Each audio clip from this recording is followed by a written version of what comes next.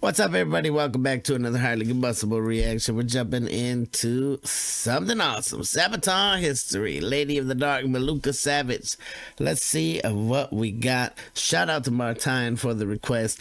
We got to do the Sabaton history before we do the song. So, we're here. We're doing it now. Let's go. Hello there, I'm Pat from Sabaton. And I'm Indy Nidell, and this is Sabaton history. One of the most badass and most decorated soldiers of the Great War was not a man. No, it was not. It was a woman, Milunka Savić. Her name is so damn familiar to me. I feel like maybe we might have heard something about her during a history documentary along the way or something, but like, let's learn. Sounds so damn familiar. I just said it in the Discord.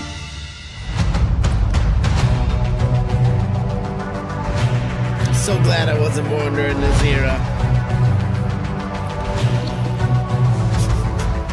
Milunka Savić was a badass. That is the simple truth. She was not only one of the few women who actively fought in the Great War, she did so for its entirety and became one of the most decorated women in military history. She was possibly born June 28, 1888, in the village of Koprivnica, Serbia. I say possibly because there aren't really any records of her family background or of her childhood. We know she had a brother because she joined the Serbian military in 1912 posing as a man, her brother.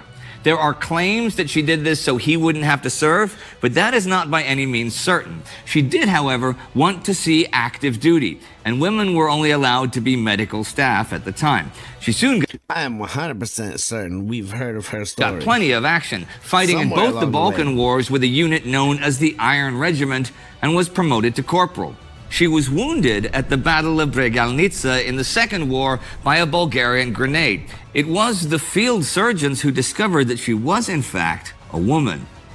Hey, you guys, imagine being those surgeons, right? Hey, Rickard, okay, think of that. Like, come on, guys, that soldier's just been hit by a grenade. You're okay, soldier. Look, I'm just going to take a look. What? Wait, what? I mean, imagine being those guys. It would be a hard thing, right? You'd just be like, what the do we do now? It would be a very, very strange situation to just be like, oh, damn. Well, anyhow, she recovered. What happened here? How did you get here? But the brass wondered what to do with her. I mean, she was a really good soldier, so they didn't want to punish her or anything. And let's be clear, the military deployment that resulted in her gender reveal was her 10th deployment. Jesus Christ, her 10th deployment. They did offer her a transfer to nursing, which she refused.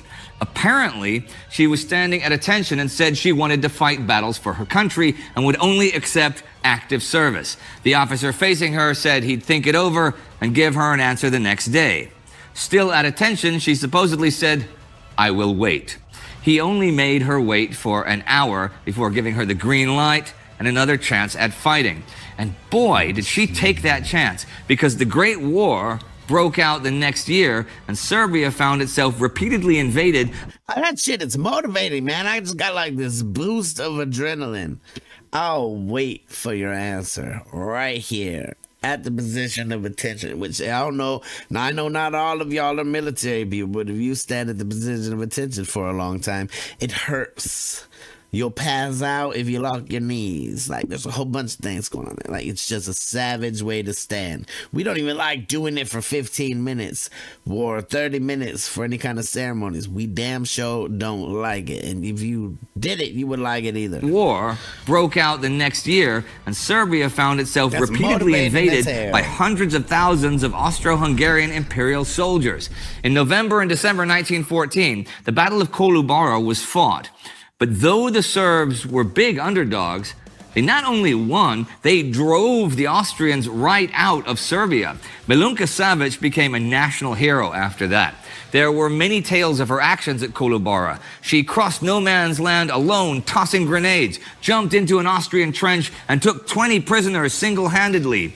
Tales like these may well be true, or they may be exaggerations. Yeah, come on. How many times have the military and the government used success stories in the past as propaganda for everyone else. It's motivation for everyone else. Like, man, look at this badass. He was honored, though, with the Star of Karađorđe with swords, which was the highest honor the Kingdom of Serbia offered. Shall be remembered in the ancient house of war, on the medals of the stories, in the alley of the graves.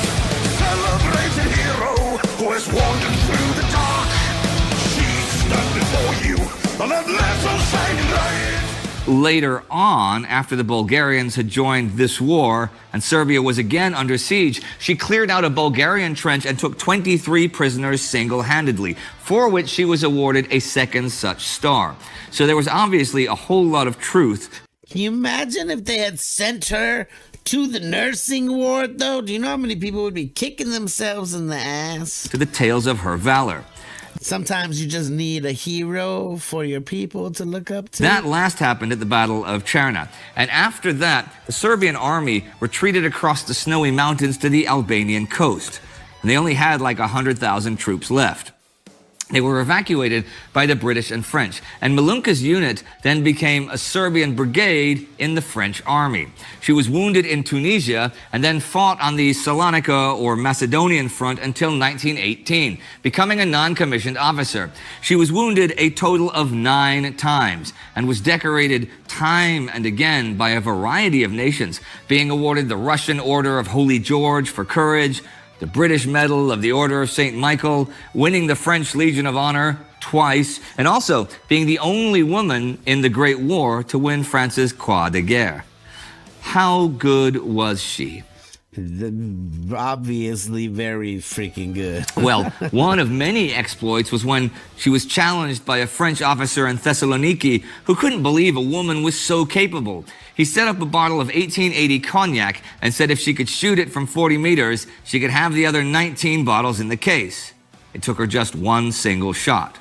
That story, though, is also told with it being the French officer refusing to believe she could throw grenades with great accuracy. So she took the bottle out on the first grenade.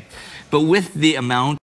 You never know. There's stories puffed up all over the place. I still think it's badass. Of awards and honors she received.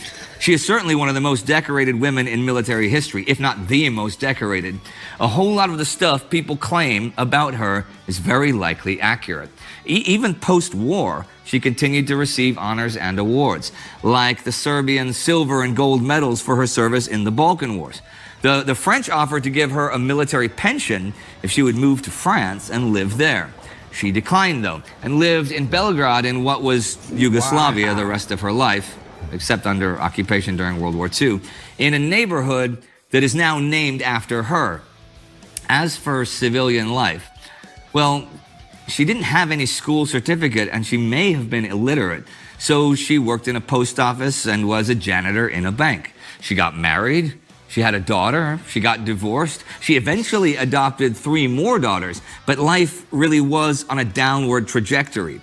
During World War II, she was put in a concentration camp for nearly a year after refusing to attend a banquet thrown by Milan Nedić, the collaborationist prime minister of Germany's puppet Serbian government. And even after that war, lived pretty much in poverty and obscurity. Well, until the half-century remembrances of the Great War in the 1960s, that is. She turned up at those wearing her medals. And she had more medals than anybody. And the other soldiers sure remembered who she was and talked all about her legends and her exploits. Savić. So she like, yo, did you guys forget about me or what? became famous once again in her late 70s. She died at, possibly, the age of 85, October 5th, 1973, in Belgrade. Hers is a unique story any way you look at it, but she really was forgotten for a large chunk of the 20th century. That is no longer the case, and there have been movies and plays about her, and she is remembered as a Serbian war hero. Well, there's also a good song about her now, a Sabaton song. This is it. No, don't play it. No, don't play it, don't play it, don't play it. Don't play it all. For the lady of the dark, soldier with no will to kill with a philanthropic heart. Break the norm, 'tis the girl in uniform, fighting fight until the end. See what happens though? She was forgotten, completely forgotten about living in poverty. That's what happens when you don't have people that share the stories around. When you don't keep things going. People forget things. People lose track of things. We repeat dumb shit that we did before, that we didn't, like, you don't remember your mistakes. Sometimes, obviously, you don't even remember the people that helped make you victorious. Like, I don't know. We need not forget these things, in my mind. They're all very, very important. I believe everybody that took part in any of the wars has a great story to tell. A story that is worth listening to. Sure, it might be a story that tells a hellish tale. But imagine if we missed out on something like this. Someone decorated from so many different countries, even. That's hard.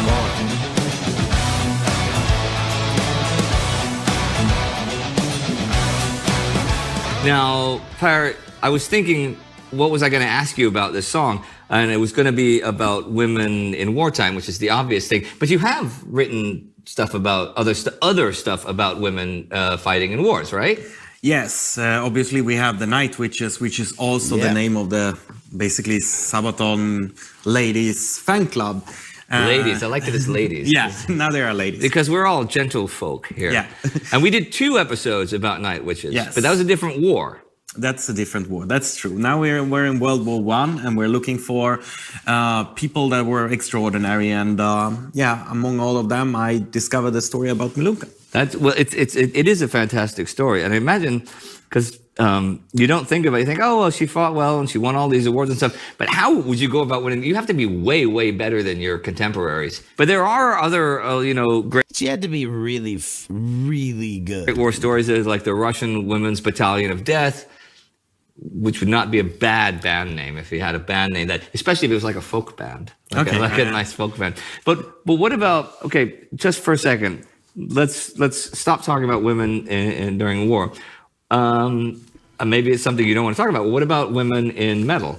What about women in hard rock and metal stuff? Yeah, this is often a topic that comes to us, and we often discuss it. Sometimes it's like a little bit of a controversy, and some people want like, I don't want too many bands with girls, and some people want it. And it is a male-dominated industry. Yes, and we've always had a stance that anybody who is great is great. Yeah, and it doesn't matter who we are. And there are a lot of good female ladies in heavy metal that stand out and really good. Absolutely. And we just had the Sabaton open airs. We are filming this. Right. And we had several band members, several bands who were ladies. Like who did you have here this year? Wow. Amaranth, Burning Witches, and there was also Metalite, and we had a bunch of them. But I want to carry along with the Sabaton Open Air Festival. I don't know if everybody out there knows, but you guys, we're filming this, in your compound in Falun, in Sweden, where you guys grew up. Yeah. Yeah. You have a festival here every year. It's your festival. It's the Sabaton Open Air Festival. Yeah, it's been going on for quite some years. How many years? There was like a sneak peek in 2006. Wow. So it's been going on for quite some time. And then the first real bigger festival type, it was 2008. Yeah. 2009, we moved outdoors. And then we moved, we moved from having playing in the backyard of a rock bar to having multiple stages and 4 days open air festival in the big arena in Falun. Is that what it was this year? Yeah, that's what it was this year. And how many guests did you have this year?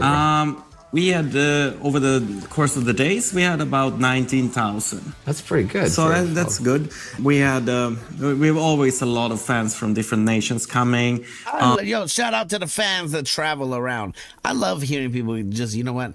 I'm going to go see so-and-so, but I'm going to go see him over there. Like, some people be flying around the world, across countries, and many driving. It doesn't matter how you get there. Like, good on you for doing it. Good on you for supporting the band like that, for traveling around to see the people that you really, really enjoy. Because we're talking now, it's just past a few days since the actual last festival weekend. happened. This is August right now, by the way. But normal years, before the stupid virus, we had visitors from more than 40 countries every year, making it a very international festival. And this year I met people from some place like, that come pretty far. We met people from Middle East, like Bahrain, and we met people from Africa. We met people from New Zealand, from Argentina, from Canada. Actually, a lot of people from Canada this year. So it was. It's still a very international, even though travel restrictions are still kind of. It's kind of expensive to travel too now. Now, do you guys play every year? Sabaton has been playing every year. Yes. Yeah, and so if people want to be absolutely certain they can always see Sabaton play, they should always come to Falun during the Falun Open Air Festival. Yeah, that's true. And we usually did some kind of special show there as well. And what did you do? Did you do something special this year? Normal Sabaton show is not that long as we played a few days ago. So we played a couple of more songs, a little bit unusual songs. Did you play Lady of the Dark? We did not play Lady of the Dark. Damn, we should have done that. Yeah. How stupid can we be? It's the wrong episode to talk about this. Yeah, it's a great song, but we didn't play it. But we played Shirayama. It has nothing to do with Lady of the Dark. Yeah, but it was a good one. No, I like Shirayama. It's a song I forget about sometimes. That's it. You know what my current favorite is. I still like Attack of the Dead Men is my current favorite. But that changes like every 6 months. Maybe, I don't know if that, like, you guys that are serious Sabaton fans and listen to a lot of Sabaton, do you have one song that's like your total favorite overall, that's always going to be your favorite, like Primo Victoria or Eclipse of Gallipoli or something like that? Or does it change? Because mine changes like every 5 or 6 months. It was Gott mit uns for a while. And then when I saw you live, it was Resist and Bite. The first time I saw you guys live, Resist and Bite just, because I never thought that was such a special song till I saw it live. And that was just, boom. I've mentioned that before, though. So. I mean, for us, it's also like this, it depends on, we have songs that are fun to play. Yeah. And fun to listen to and fun to write and record. Yeah. So it's very different. Yeah, they don't always overlap. No, they never overlap. Yeah, yeah. And so currently, my favorite now, I think, to listen to is Dreadnought.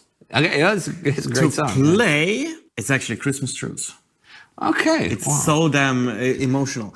It is so damn emotional. Never thought that it's gonna resonate so good. So as it does on the stages. I mean, the audience reaction is just absolutely amazing.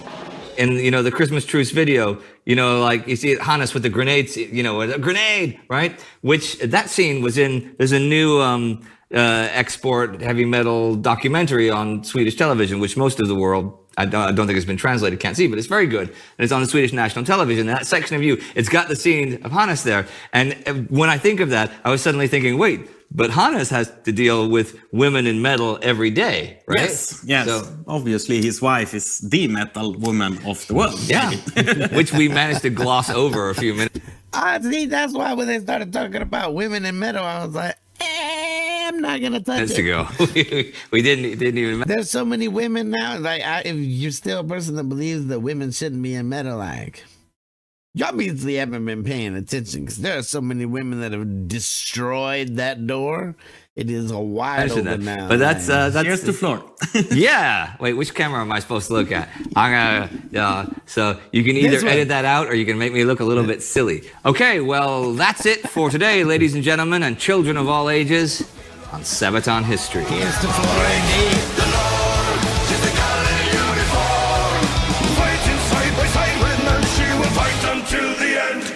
Thanks for watching. That was awesome, right? So please subscribe to our channel and click that little bell so you get notifications the next time we release another episode of Sabaton History Channel. If you're not following Sabaton History already, you're missing out on a lot of great stories. Just like this one, we're going to be right back. We're jumping into the actual song itself. I shall return. And we are back. Martine wanted us to check out Sabaton's Lady of the Dark official lyric video, so we are here with it. We just checked out the Sabaton history behind it. I'm telling you, stories, man. Get out there and learn the stories of all of these larger-than-life people. There's people that really stepped it up at a time when they needed to step it up, and regardless of what country you come from, I think that is damn respectable, for sure. shout out to everybody out there that's ever served, that's planning on serving. Like, good on you. It's currently serving. Definitely get over and show Sabaton the love. Let's go.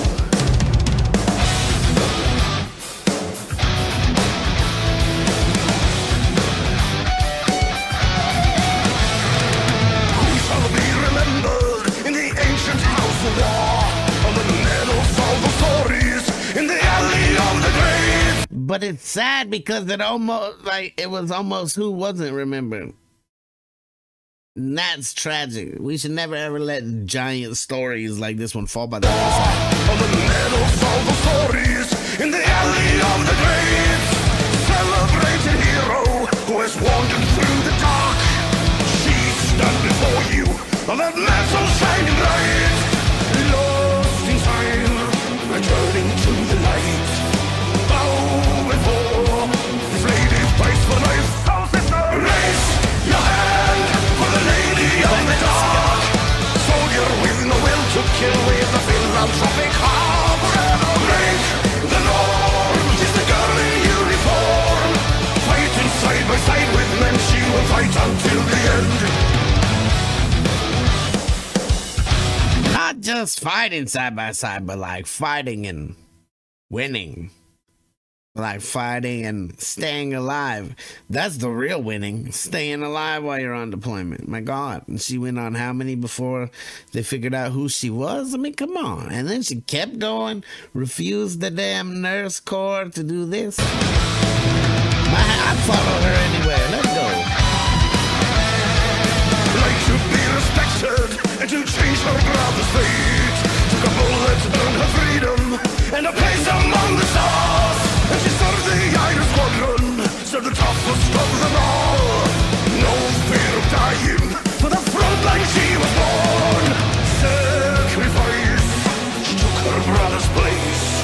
War to war, a place where she belonged. So brother, raise your hand for the lady of the dark.